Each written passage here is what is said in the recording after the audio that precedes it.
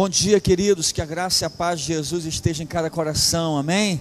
Querido, eu queria trazer uma palavra para você hoje, uma palavra que Deus colocou no meu coração, e acredito que importante para esse tempo que a gente está vivendo. Para tanto, peço que você abra a sua Bíblia aí, Atos dos Apóstolos, capítulo 8, queria falar hoje um pouquinho sobre cristão fake, um cristão fake. Essa palavra é uma palavra da língua inglesa para falso. Essa palavra é muito usada, foi muito popularizada no Brasil por conta das fake news, as notícias falsas. Não sei se você já recebeu alguma notícia assim, uma notícia falsa, tá?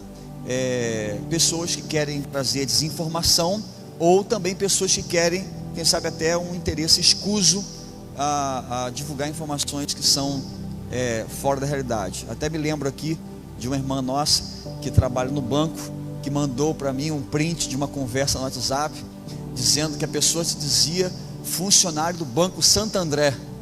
Você conhece esse Banco Santo André? Santo André, eu conheço Santander. E falou que ela tinha sido sorteada. Gente, se alguém manda mensagem para você dizer que foi sorteado, sai fora, que é golpe. Não é golpe, não é golpe. Sai fora, é fake, gente.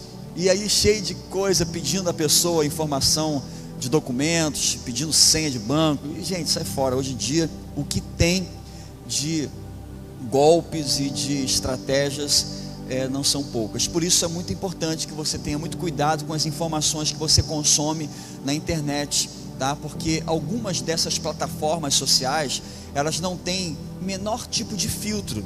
Não há filtro nessas plataformas, não há fiscalização nenhuma, e ali se tem de tudo, se tem de absolutamente tudo. Então é importante que você entenda que rede social não é veículo oficial de comunicação, tá? Rede social, as pessoas colocam o que elas querem, tá? No entanto, creio eu que precisam também ser responsabilizadas por eventuais notícias falsas, ou notícia que pode prejudicar uma outra pessoa, prejudicar terceiro. E no Evangelho de Jesus, gente, nós vivemos um tempo hoje que você olha, a uma primeira vista, você tem até um certo contentamento. Você olha, pensa assim: nossa, nós somos tantos evangélicos no Brasil, tem tantas igrejas, tantos pastores, então assim, a coisa está bem, está tudo indo muito bem, obrigado. Mas a verdade é que, irmãos, se nós passarmos uma peneira, já passou uma peneira, né? Nós passamos uma peneira recente. Quer dizer, nós não, o Espírito Santo de Deus passou uma peneira, que muitos daqueles que estavam aqui na igreja, participando no período pré-pandemia, quando veio a pandemia, teve gente que fica em casa e ficou em casa para sempre, nunca mais voltou. Mas tem você aqui, que estava em casa e hoje está aqui firme na presença de Deus, porque Deus tem um propósito para a sua vida. Então, há um número grande de evangélicos, muitas igrejas, mas nós precisamos fazer um filtro com sabedoria para perceber se de fato é isso tudo, ou se isso corresponde ao propósito de Deus. A Bíblia fala que o nosso coração é muito enganoso. A gente se impressiona com números, a gente se impressiona com a forma, a gente se impressiona com a estratégia, e a gente às vezes esquece daquilo que é essencial dentro do Evangelho de Jesus. Hoje, irmãos, vivemos um tempo de um cristianismo fake, um cristianismo que não atende ao seu propósito, de um evangelho que negocia com o contexto, de um evangelho que não é comprometido com a obra de Cristo. Entenda que quando nós falamos de cristianismo, quando nós falamos de cristão, nós não estamos falando daquilo que a Igreja Batista acha interessante. Quando nós falamos sobre cristão e cristianismo, falamos sobre aquilo que Cristo acha importante. Então, sobre a igreja, entenda isso, sobre a igreja, não importa aquilo que eu penso, não importa aquilo que você acha, e me desculpa falar com franqueza sobre isso, não importa aquilo que, por exemplo, a igreja batista, todas as igrejas batistas se reúnem e vão decidir, não importa. O que importa sobre a igreja é aquilo que Cristo diz sobre ela, amém? Quem está me entendendo? Ele não é autoridade, gente, ele não é o Senhor da igreja.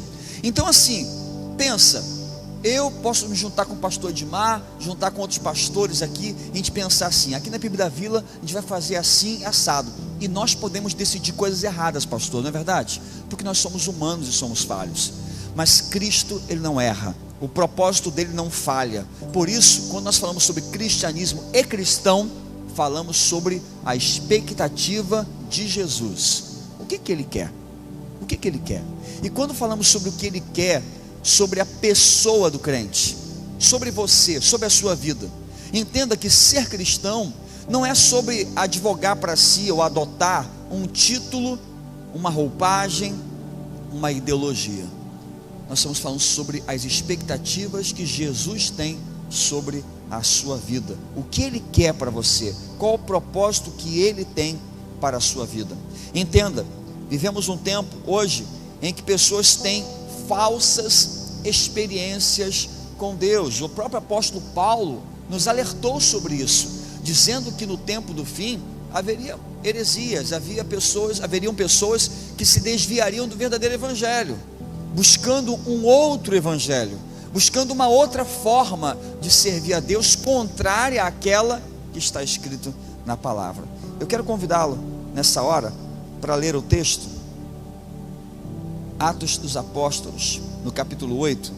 Nós vamos ler a partir do verso 9, a partir do versículo 9 de Atos capítulo 8. O texto diz assim: um homem chamado Simão vinha praticando feitiçaria durante algum tempo naquela cidade, impressionando todo o povo de Samaria. Ele se dizia muito importante, e todo o povo, do mais simples ao mais rico, dava-lhe atenção e exclamava: este homem é o poder divino, conhecido como grande poder. Eles o seguiam, pois ele os havia iludido com sua mágica durante muito tempo. No entanto, quando Filipe lhes pregou as boas novas do reino de Deus e do nome de Jesus Cristo, creram nele e foram batizados, tanto homens como mulheres. O próprio Simão também creu e foi batizado, e seguia Filipe por toda parte, observando maravilhado os grandes sinais e milagres que eram realizados. Os apóstolos em Jerusalém, ouvindo que Samaria havia aceitado a palavra de Deus, enviaram para lá Pedro e João. Estes chegaram, oraram para que eles recebessem o Espírito Santo, pois o Espírito ainda não havia descido sobre nenhum deles, tinham apenas sido batizados em nome do Senhor Jesus. Então Pedro e João lhes impuseram as mãos e eles receberam o Espírito Santo. Vendo Simão que o Espírito era dado com a imposição de mão dos apóstolos, ofereceu dinheiro e disse: dê-me também este poder, para que a pessoa sobre quem eu impuser as mãos receba o Espírito Santo. Pedro respondeu: pereça com você o seu dinheiro. Você pensa que pode comprar o dom de Deus com dinheiro? Você não tem parte e nem direito algum nesse ministério, porque o seu coração não é reto diante de Deus. Arrependa-se dessa maldade e ore ao Senhor. Talvez Ele lhe perdoe tal pensamento do coração, pois vejo que você está cheio de amargura e preso pelo pecado. Simão, porém, respondeu: orem vocês ao Senhor por mim, para que não me aconteça nada do que vocês disseram. Esse texto, gente, mostra a experiência de um homem que praticava no seu tempo a feitiçaria, praticava artes mágicas e havia iludido a muitas pessoas da sua cidade. Esse homem, vendo a mão de Deus operando através dos discípulos de Jesus, ele se impressiona com isso. Diz a palavra que ele se converte, ele é batizado e começa a seguir a Filipe por todo lugar. Começa a seguir Filipe por todo lugar. É interessante porque esse texto vai servir para a gente como uma conexão, como uma plataforma para que você perceba aquelas que são as motivações equivocadas que compõem a vida de um cristão fake, de um cristão que não corresponde ao modelo original, que não corresponde com a verdade, que não vive dentro do propósito de Deus. E a primeira constatação que eu faço nesse texto é que o cristão fake, ele tem uma intenção errada. Ele tem uma intenção errada. Esse texto, como eu disse, falou sobre Simão, esse mago, esse mágico, esse feiticeiro. E é interessante porque a Bíblia já fala desde muito tempo sobre homens que se envolvem em práticas de ocultismo, práticas de feitiçaria, práticas de astrologia, previsão do futuro por análise dos astros. Lembre-se, por exemplo, a vida de José. José no Egito, ele é chamado por Deus porque os magos não conseguiram interpretar o sonho de Faraó. Lembre-se, por exemplo, de Moisés. Moisés, ele enfrentou os sábios e os encantadores do Egito, que fizeram também alguns sinais para iludir a Faraó.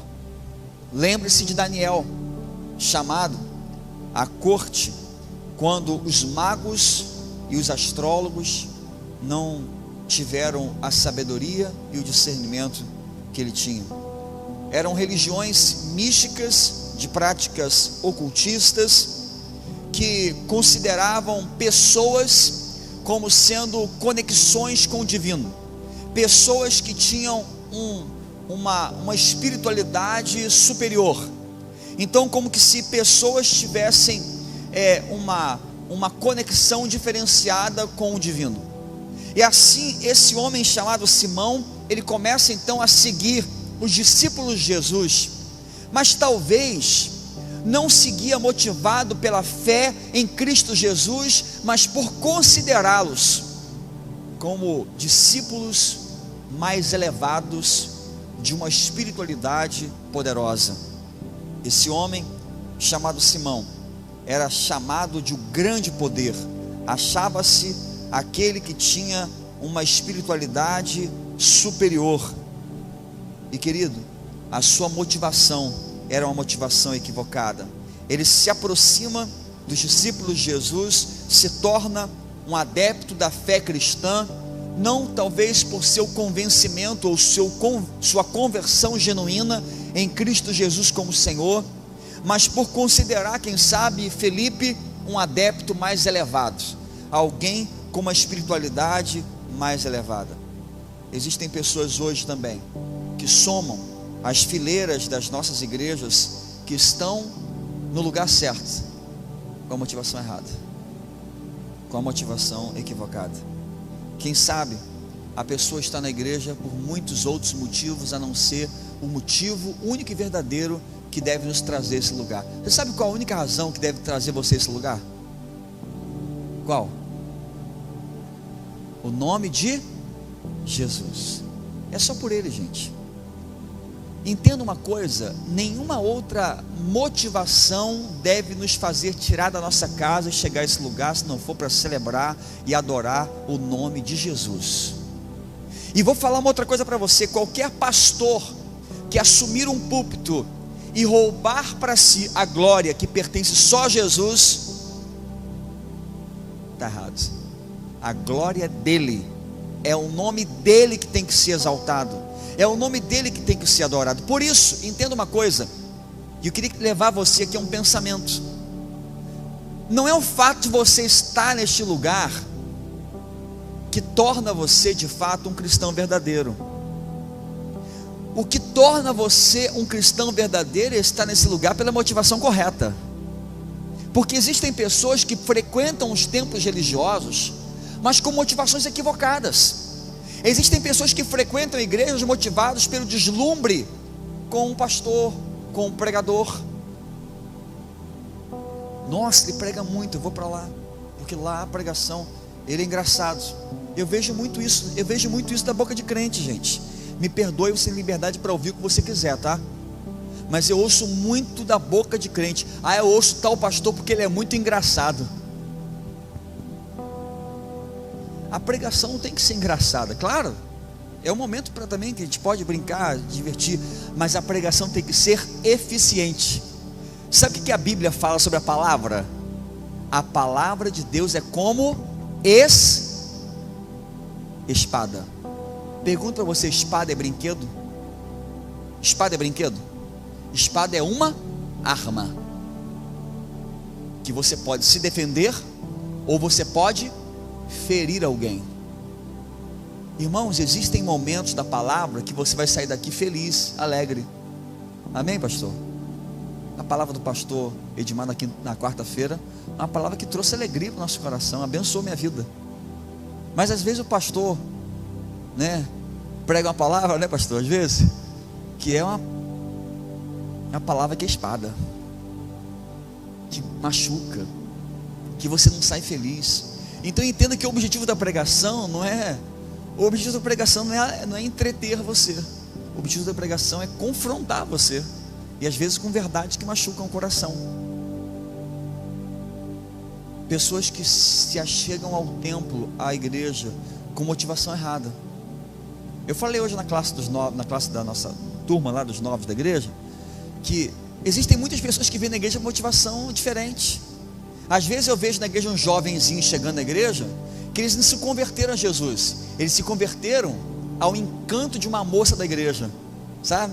A moça solteira, bonita, o rapaz vem na igreja e se converte de imediato. O pastor está pregando sobre o inferno, o camarada se converte. O pastor está pregando sobre dízimo. Não, mas eu quero aceitar Jesus hoje. Não é porque ele quer aceitar Jesus, é porque o pai da menina falou assim: você só namora com crente. Aí o menino incrédulo chega na igreja e se converte no mesmo dia, na mesma hora. Existem motivações diferentes. Queridos, preste atenção. Esse ano tem política, já não tem? Esse ano tem política, gente? Tem campanha? Tem? Fica ligado. Vocês sabem que é da igreja. Fica ligado, porque essa época começa a chegar gente na igreja, sabe? É engraçado que essa época os políticos se convertem na igreja, gente, é incrível. Essa época de campanha eles vêm para cá, se converte aqui, aí sai daqui, vão lá na igreja católica, lá se converte também. Olha que coisa. Aí vão lá no centro da Umbanda também, se converte lá também. Preste atenção, porque existem motivações diferentes que podem trazer a pessoa à casa do Senhor. Mas o verdadeiro crente, o verdadeiro cristão vem à casa de Deus porque ele ama a presença. Ele ama estar na presença do Senhor. Amém? Quantos amam estar na presença do Senhor?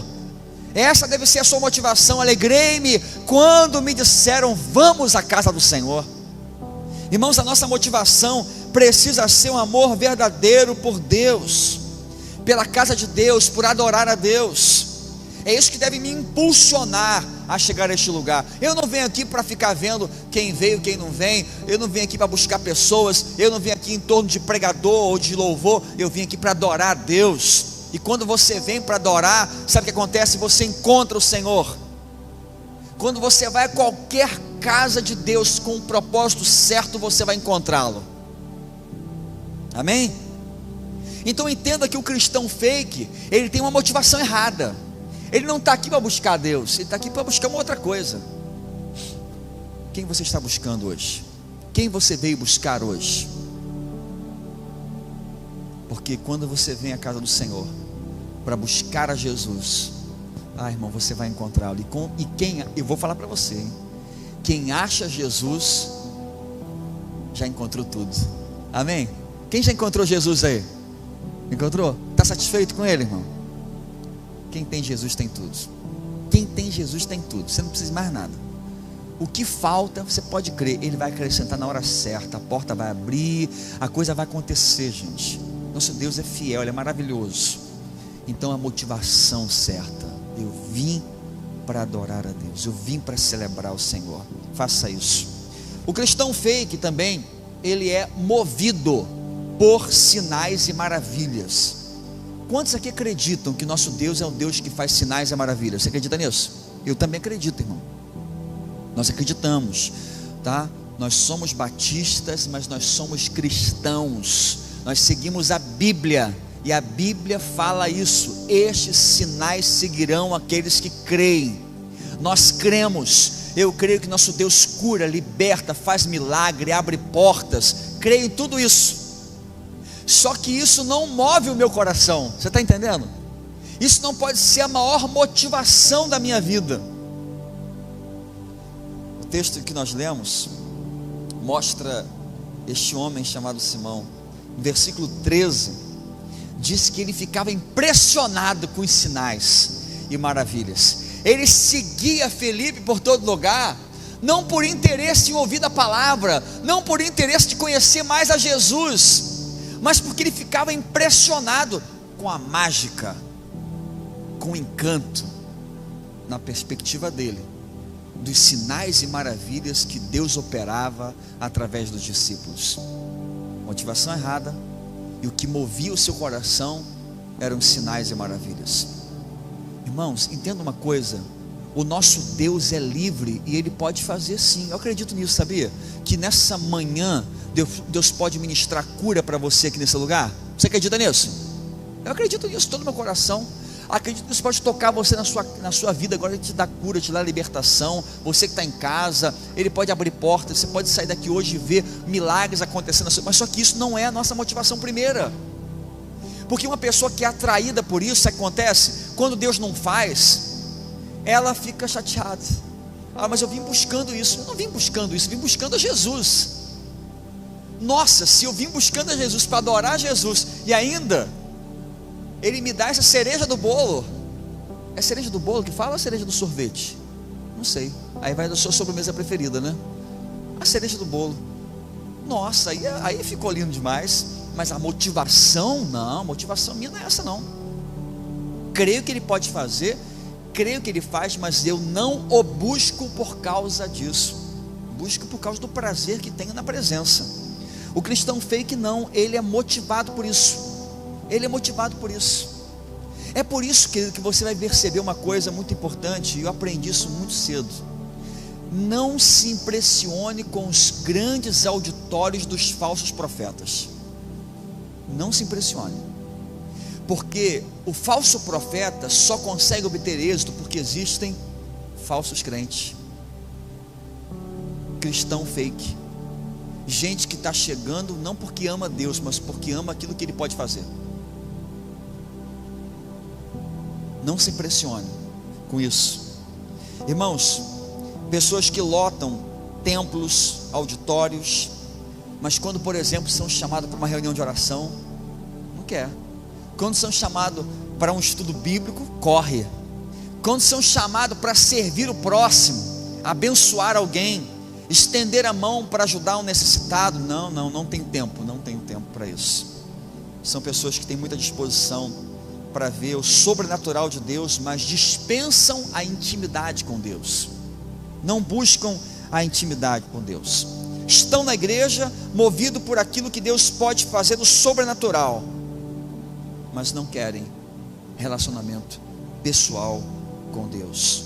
No Evangelho de João, no capítulo 6, fala de um momento que Jesus estava numa região deserta, grande multidão o seguia, e diz o motivo pelo qual eles seguiam a Cristo. Versículo 2 de João 6. E grande multidão o seguia, porque via os sinais que operava sobre os enfermos. Quando Jesus toma 5 pães e 2 peixes e faz um milagre, alimenta aproximadamente 10.000 pessoas, a multidão quer arrebatá-lo para se tornar rei. Jesus se retira. Jesus não fica impressionado com essa aclamação pública. A partir do versículo 32 até o 58, Jesus começa uma narrativa para falar aquilo que era realmente importante, a sua missão, o plano de salvação e tudo mais que é importante para o reino, que compõe a essência do verdadeiro cristianismo. Sabe o que acontece? Quando Jesus faz milagre e sacia o desejo dos homens, consideravam ele um profeta. Mas quando ele fala o que é necessário, que precisavam comer o pão do céu, o pão que desceu do céu, e que ele era esse pão que desceu do céu, eles dizem assim no versículo 42: quem é esse? Esse aí não é o filho de José e da dona Maria? Não é ele ali de Nazaré? Antes, quando fazia milagre, vamos proclamá-lo rei. Quando ele fala o que é necessário, quem você pensa que é? Quem você pensa que é? Quando Jesus faz milagres, eles o proclamam rei. Mas quando diz as exigências do reino, versículo 60, eles declaram: duro é esse discurso, quem poderá ouvi-lo? Você está pedindo muito, Jesus. Você está complicando-se. Quando Jesus faz milagres, a multidão segue. mas quando chama para a responsabilidade, versículo 66, daquele momento em diante, muitos dos seus discípulos tornaram para trás e já não mais andavam com ele. Veja, não mudou muito. Não mudou muito. Quando você faz ou atende a demanda das pessoas, Jesus é bom. Estamos juntos e misturados. Faço parte, sou da igreja. Quando a exigência vem, quando a cobrança vem, quando o preço é dado, quando a exigência do discipulado é colocada, as pessoas correm, ou pelo menos os fake correm, não querem pagar esse preço.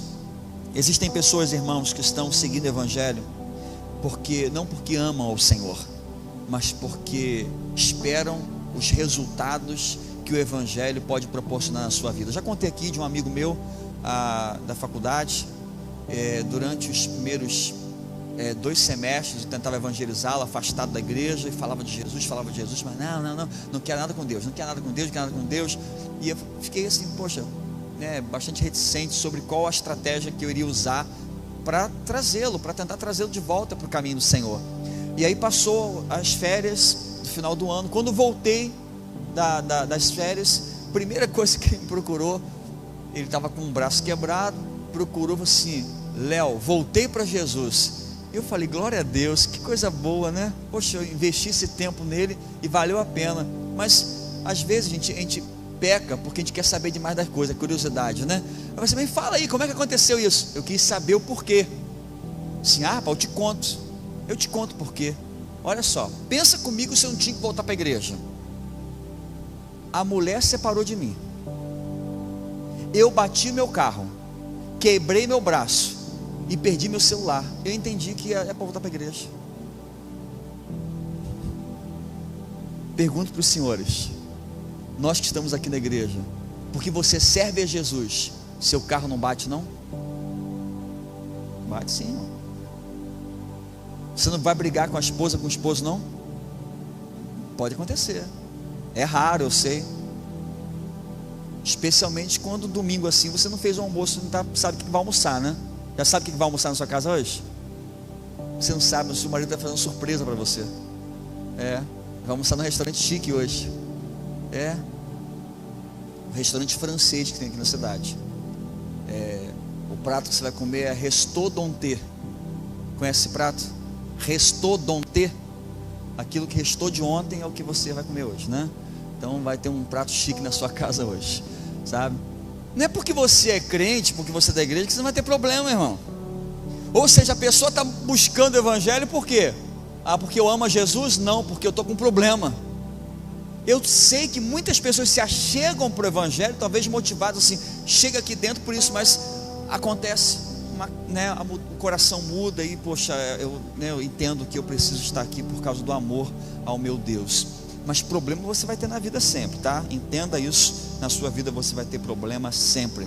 Querido, a nossa motivação precisa ser buscar o Senhor. Sinais e maravilhas são um departamento dele. Ele faz a hora que quer, do jeito que quer, sabe? Deus opera, irmãos. Deus é livre para fazer da maneira como Ele quiser. Ele pode usar a mim, pode usar você, pode usar qualquer pessoa, porque é Ele que faz, a obra é dele. Mas a nossa motivação ao buscar ao Senhor precisa ser a motivação correta. Vem porque ama a presença. Eu não venho porque eu estou buscando uma maravilha, um sinal. Se Deus quiser fazer, Ele faz. Mas se Ele não quiser fazer também, glória a Deus, amém. Não vai mudar o meu coração. Vou continuar firme, vou continuar na casa do Senhor até o último momento. Eu vou continuar lá sempre na casa de Deus. Quando estava fazendo um curso de pós em ciência da religião, eu soube de um caso que estava acontecendo aqui no Espírito Santo. Entenda, eu não vou fazer juízo de mérito aqui, nem vou entrar na questão se não é, de Deus ou não é, mas eu preciso entender uma coisa importante sobre a motivação. Uma igreja que se reunia no Espírito Santo em torno de um culto chamado culto do pau de fogo. Não sei se o pastor Dimar sabe dessa. Culto do pau de fogo.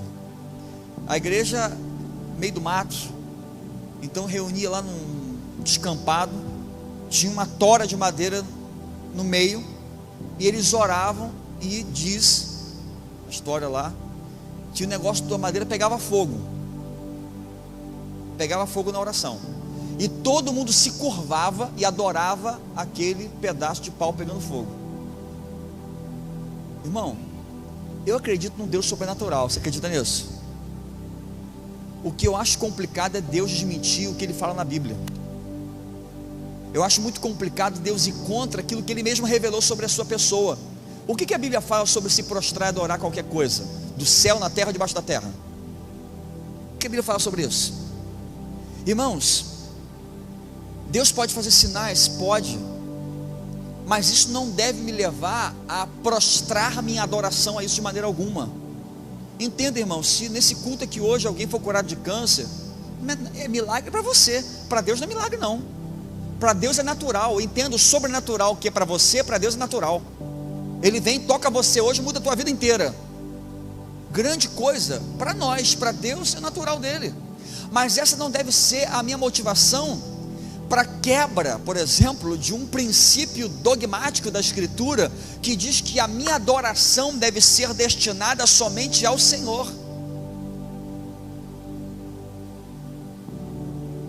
Amém, igreja? A minha adoração é só a Jesus. Está ali um símbolo do cristianismo. Está vendo ali? É símbolo do cristianismo. Mas você não pode adorar essa cruz. Eu adoro aquele que saiu dela. Você entende? Eu adoro aquele que venceu a cruz. Muito cuidado, irmãos. Muito cuidado com essa busca desenfreada por sinais. Porque prova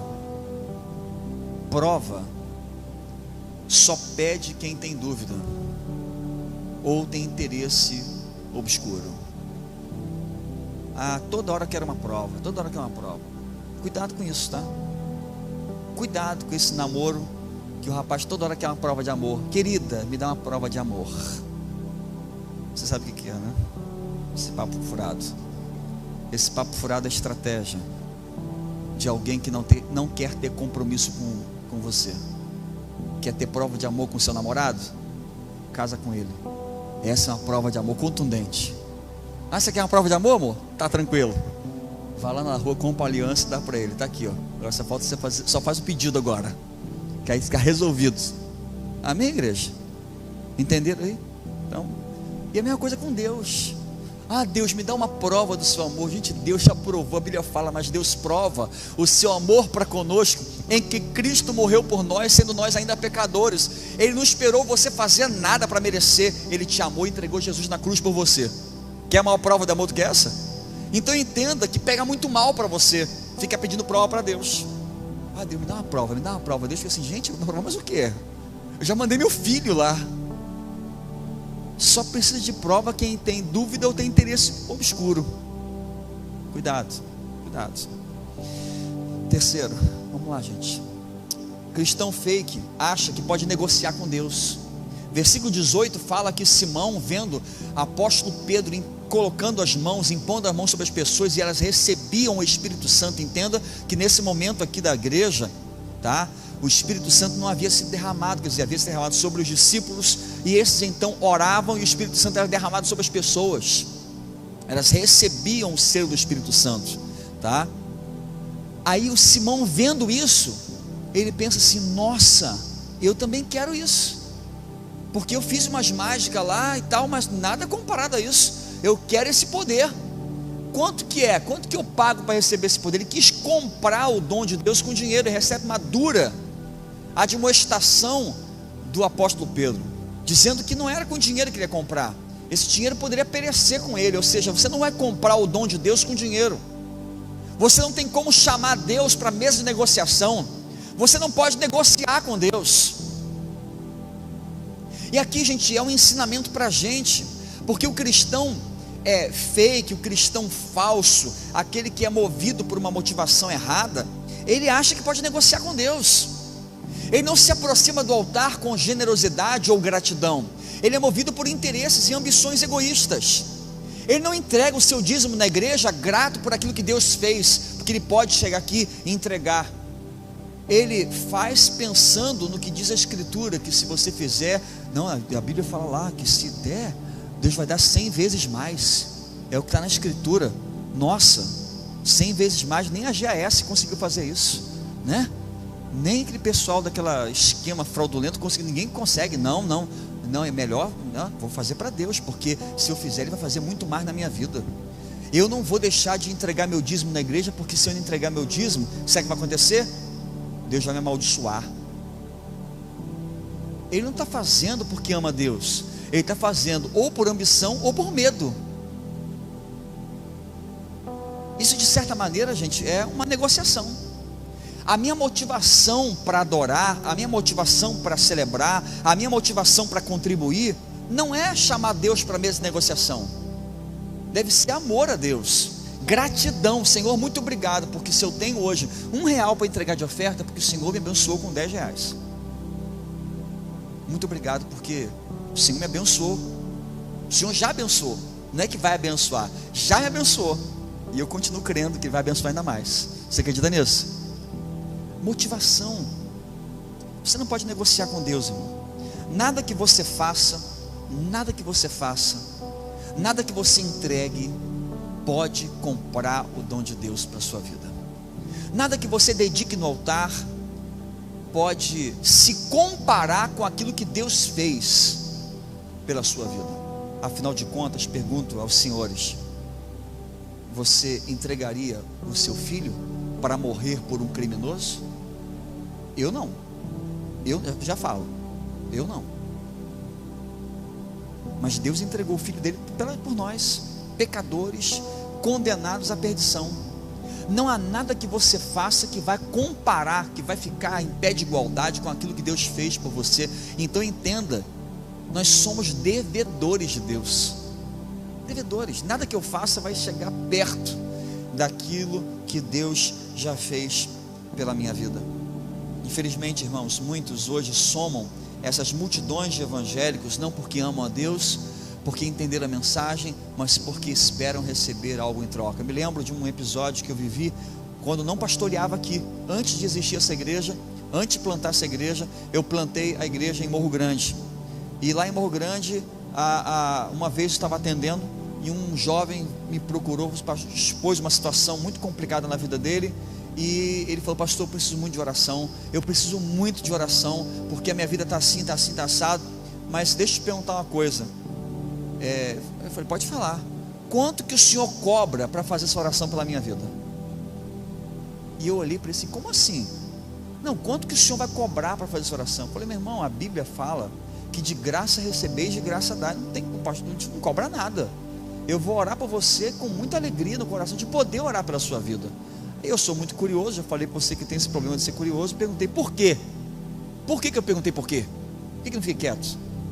Porque eu vim de uma outra igreja e expus a mesma situação e me cobraram R$100 por essa oração, porque disse que a carga estava pesada na minha vida, a situação estava preta para mim. Então essa oração não podia ser qualquer oração, não, tinha que ser uma oração mais forte. E essa oração custava R$100. Vai ser misericórdia, meu Pai, misericórdia. Só Jesus, né? Não se engane, meu irmão, não se engane. Existe muita coisa complicada hoje em dia, existe muita coisa errada hoje em dia. Não olhe para isso, foque no que está certo, foque naquilo que tem abençoado a sua vida, tá? Mas entenda, não há nada que você faça que possa comprar o dom de Deus. Nada que você faça que pode chegar perto daquilo que Deus tem para fazer na sua vida. Então não negocie com Deus, não negocie, obedeça. Assim como Naamã teve que aprender isso na prática. Naamã tinha lepra, hanseníase, soube que o homem de Deus poderia curá-lo. Ele saiu da sua terra, foi para a terra do profeta, levando presentes, ouro, joias, roupas finas. Chegou lá, o profeta nem quis atendê-lo, não, liberou uma palavra: faça isso, vá, lava-te no Jordão 7 vezes, tua pele ficará restaurada. Ele ficou chateado. Por que ele ficou chateado? Porque quem chega na presença com coisas para dar, achando que pode comprar o dom de Deus, se acha no direito de reclamar, de reivindicar. Ele vai protestar no direito do consumidor, porque eu estou tendo uma relação comercial com Deus. eu trouxe aqui essa oferta, então esperando minha cura, e não é do jeito que eu queria. E a palavra foi: obedeça, obedeça a ordem de Deus, mesmo que seja difícil. Ele foi lá, se humilhou, tirou as suas vestes, não foi? Mergulhou no Jordão e foi curado. Voltou para casa com o dinheiro que ele tinha levado. Voltou para casa, mas voltou curado, porque o que cura a pessoa é a obediência. Ele obedeceu e foi curado. Irmão, entenda isso de uma vez por todas. Nós não temos a menor condição de negociar com Deus. Faça por obediência. Faça por obediência. Nunca ore assim: ah, meu Deus, faça isso na minha vida, porque se o Senhor fizer na minha vida isso, eu vou fazer assado. Ora assim não. Ore diferente. Ore assim: Senhor, o Senhor fazendo ou não fazendo, eu vou continuar servindo, para começar a conversa. Se o Senhor fizer ou não fizer, o Senhor continua sendo Deus. Não tem uma música assim, gente? Tem uma música assim: se o Senhor fizer, o Senhor é Deus. Se não fizer, também é Deus. Se for da tua vontade que isso aconteça, eu vou ficar muito feliz, Senhor. Se for da sua vontade, porque eu sei que vai ser bênção para a minha vida, e eu também vou poder abençoar mais a sua causa. Está entendendo, irmão? A motivação é a vontade. Se não for da tua vontade, Pai, fecha a porta. Eu não quero. Se esse dinheiro vai entrar na minha vida para amaldiçoar, eu não quero. Se essa porta vai abrir e vai me levar para distante do teu caminho, fecha a porta.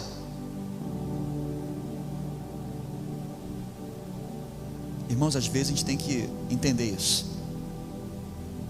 Eu já vi muita gente orando e pedindo coisas a Deus que desviaram Ele da presença. Já orei por muitas pessoas na igreja. Pastor, ora, que estou orando, precisando de um carro para trabalhar. A gente ora. Aí a pessoa: pastor, Deus abençoou com um carro. Olha que benção, que milagre. Colocou até atrás aquele adesivo assim: a serviço do Rei Jesus. Passou um tempo, tirou o adesivo e sumiu da igreja. Sumiu da igreja, nunca mais voltou. Existem bênçãos que, se chegarem na sua vida na hora errada, elas vão desviar você do propósito. Por isso que Deus conduz você num processo de maturidade, processos de crescimento, para que você chegue no lugar que Deus está preparando para você com cabeça, com consciência, para que você desfrute da bênção sem perder a essência, para que você desfrute do milagre sem abrir mão do propósito. Então, irmão, se hoje Deus deu para você uma bicicletinha aí, glorifique a Deus, irmão, glória a Deus. Se bem que eu estou com vontade de comprar essa bicicleta que tem, como é que é, elétrica, né? Porque o negócio está complicado, né, gente? Está complicado. Gasolina está caro. Eu acho que hoje quem está andando dessas bicicletas elétricas aí está mais no lucro do que a gente, né? A gente que tem que orar para ver se Deus faz a gente regredir para a bicicleta, né? Que tá melhor. Hoje está melhor. Então, irmãos, cuidado. Não negocie com Deus. Nada que você faça pode comprar o dom de Deus, tá? A nossa igreja, irmãos, nós ensinamos isso. E você que está chegando aqui agora, deixa eu dar essa palavra para você, tá? A nossa igreja, nós temos um momento de dízimo e oferta, e é um momento importante, um momento precioso, porque é um momento onde nós agradecemos a Deus. Mas, querido, se você faz isso com outra motivação, eu digo isso, tá? Com o coração tranquilo, não faça. Ninguém é obrigado a fazer nada. Ninguém é obrigado a fazer nada, tá? Se você vem por amor, saiba, Deus vai abençoar a sua vida, com certeza, porque Ele prometeu. Mas se você vem com outro sentimento, não vem não, irmão. Guarda para você. Talvez vai ser mais útil para você. Talvez você precise, porque é você que está gerindo a sua vida, é você que está controlando a sua vida financeira. Talvez você precise disso, porque quando Deus controla a sua vida financeira, meu irmão, milagre acontece. Milagre acontece. As coisas acontecem de uma maneira milagrosa, que você não vai saber nem como aconteceu. Você: Senhor, como é que essa conta fechou aqui? Eu não sei, mas um milagre, é milagre do Senhor. Então, coloca a sua vida na mão de Deus. E para terminar, gente, que a nossa hora já está avançando aqui, o cristão fake, ele não quer se adaptar ao evangelho. Ele quer um evangelho que se adapte à sua vida. Característica de um cristianismo falso, de um cristão fake. Ele quer um evangelho que se adapte à sua conveniência. Ele não quer pagar o preço. Ele não quer se ajustar. ele não quer tomar a cruz, ele gosta da parte da Bíblia onde tem promessa. Mas irmão, entenda, a Bíblia não tem só promessa, a Bíblia também tem mandamentos, tem exigências. Por isso que todo mundo gosta daquele negócio de caixinha de promessa. Caixinha de promessa é a coisa mais linda de Deus. Gente, caixinha de promessa é a coisa mais linda de Deus, porque onde você pegar vai cair coisa boa, sempre cai coisa boa. Você pode pegar do início do fim, amarela, azul, a vermelha, é coisa boa. Mas faz uma caixinha de pancada, ninguém vai querer pegar, não vai vender nada, vai ficar tudo encalhado nas lojas. Só a caixinha de paulada da Bíblia, porque a Bíblia também tem exigência, gente. E o problema é que às vezes a gente gosta de ser acalentado com promessas de Deus, mas a Bíblia tem promessa, mas a Bíblia também tem exigências, palavras duras. Irmãos, tem vezes que eu leio a Bíblia e dá vontade de fechar, eu confesso. Tem hora que eu leio a Bíblia, Senhor, mas precisava tão cedo de manhã, se eu já começar a puxar minha orelha assim, poxa, tão cedo, já está apertando, calma, vai devagar, pega leve, porque a Bíblia é assim, e nós precisamos nos submeter. Irmãos, o Evangelho de Jesus é um Evangelho que nós precisamos nos ajustar a ele. Não é Deus que tem que se ajustar à sua vontade, ao que você pode, ao que você quer, ao que você acredita. Não, isso aqui eu não acredito não, mas é o seu, porque é o que está na palavra, é o que Deus quer. A Bíblia fala assim: se alguém quiser vir após mim, negue-se a si mesmo, tome a cada dia a sua cruz, depois vem e segue-me. Veja que a palavra aqui é taxativa, ela não abre margem para ponderações. Se alguém quiser vir após mim, vê o que vou dar para fazer aí, vê o dia que você pode, vê do jeito que dá para você, do jeito que der, tá bom para mim. Se tá bom para você, tá bom para mim. Esse versículo não está na Bíblia de Jesus, deve estar na Bíblia de Satanás. Na Bíblia Sagrada não está, porque a Bíblia Sagrada ela é clara quando diz para você assim: quer vir após mim? Quer ser meu discípulo? Quer ser um cristão verdadeiro que vai influenciar o mundo, que vai abençoar vidas? Negue-se a si mesmo. Isso é difícil demais. Tome a cada dia a sua cruz. Gente, eu já disse isso aqui. Tome a cada dia a sua cruz significa que todo dia tem uma cruz novinha para você. Amanhã, segunda-feira, dia 6 de junho, vai ter uma cruz novinha para você. O que significa isso? Vai ter um desafio para você, vai ter um preço que você vai ter que pagar, vai ter um fardo que você vai ter que levar. Depois vem e segue-me. Veja, nós é que precisamos nos ajustar à vontade de Deus. Nós temos que nos ajustar à vontade de Deus. O falso crente não quer se ajustar, ele quer um evangelho light, um evangelho que se amolde às suas expectativas. Eu gosto dessa igreja aqui, pastor, porque essa igreja aqui é assim, ou porque é assado. Irmãos, para falar para você, eu gosto da igreja.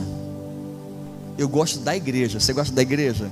Eu me sinto bem. Ontem nós estávamos na presbiteriana, não estava? O pessoal da igreja estava na presbiteriana. Gosto da igreja. Já adorei, já preguei em assembleia, igreja pentecostal, já preguei em igreja conservadora e igreja renovada. Eu gosto da igreja e quero estar com a igreja. Sabe por quê? Porque quando Jesus voltar para buscar, Ele não vai buscar indivíduos, Ele vai buscar a igreja. Ai de você se não estiver dentro da igreja, junto com o povo da igreja. Você vai ficar, irmão, porque Ele vem para buscar a sua noiva, que é a igreja de Jesus. Então eu gosto da igreja, vou me sentir bem em todo e qualquer lugar.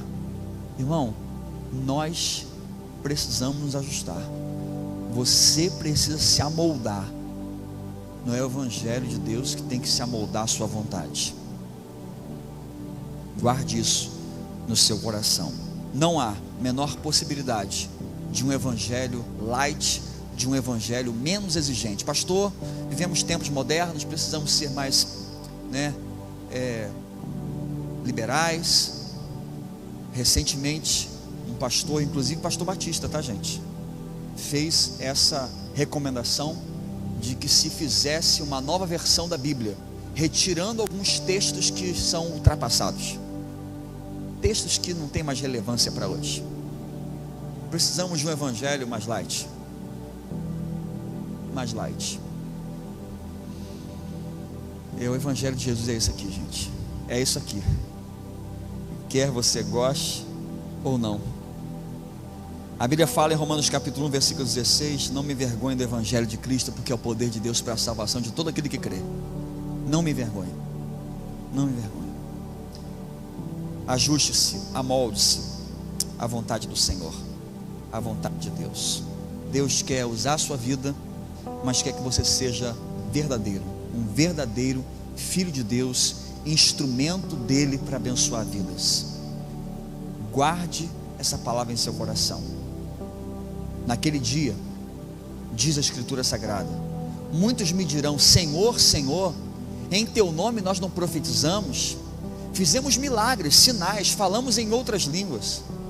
E Jesus lhes dirá abertamente: apartai-vos de mim, maldito, porque não vos conheci. Não conheço, não sei quem vocês são. Vocês fizeram muita coisa em meu nome, mas não são os sinais e maravilhas que qualificam você como filho. Não é falar em uma outra língua que o qualificará como filho. Não é o profetizar que o qualifica como filho. Você é filho pela fé e pela obediência a Cristo o Senhor. É isso que torna você filho. A Bíblia fala isso, porque todos são filhos de Deus por meio da fé em Cristo Jesus. É isso que vai tornar você filho de verdade. Obediência ao seu Pai que está no céu. E obediência, irmão, é você fazer aquilo que Ele manda, se submeter à ordem dEle, se ajustar à vontade dEle. Amém? Não é fácil isso, gente, mas essa é a verdade. Essa é a verdade, tá? Essa é a verdade do Evangelho. Não procure um Evangelho que se ajuste à sua vontade. Procure aquele que faz exigências, que te faz cobrança, porque tudo que é muito barato é de procedência duvidosa. Muito barato, você fica desconfiado, não fica? Hein? Desconfiado. Afinal de contas, você não compraria aquele iPhone de última geração que chegou na minha mão R$100, 0 quilômetro, R$100, é R$100, é fake, irmão, sai fora, isso vai explodir na sua mão. Cuidado. Você sabe que coisas boas têm preço, tem preço. Pague o preço por essa pérola de grande valor que é o reino de Deus.